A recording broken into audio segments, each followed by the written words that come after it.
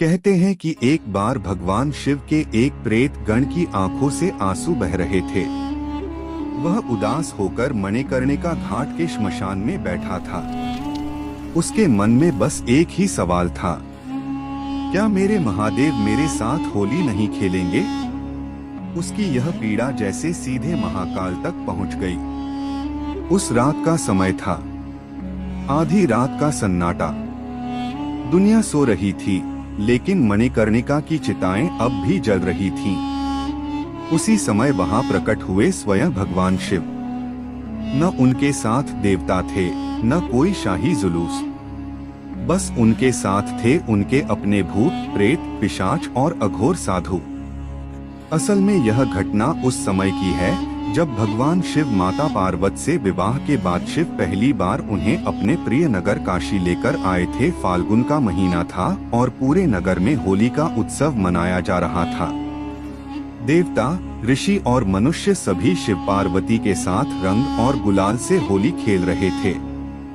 लेकिन इस उत्सव में एक वर्ग अनुपस्थित था, महादेव के वे गण जो श्मशान में रहते थे।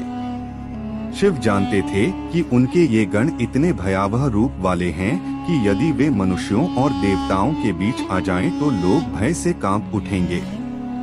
इसलिए उन्होंने उन्हें उस उत्सव में आने से रोक दिया था।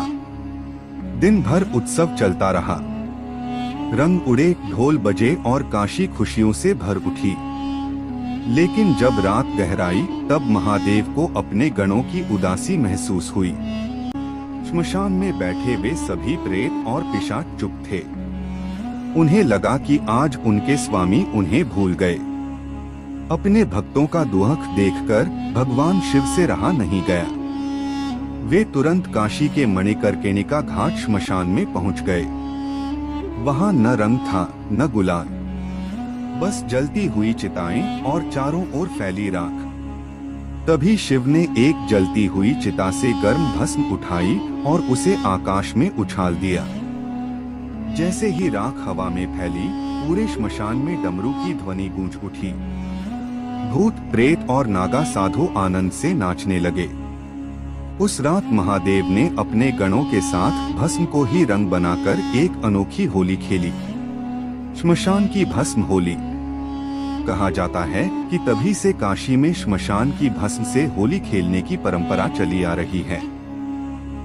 यह कथा हमें यह सिखाती है कि महादेव के लिए कोई ऊंच नीच नहीं है, चाहे देवलोक का देवता हो या श्मशान का प्रेत।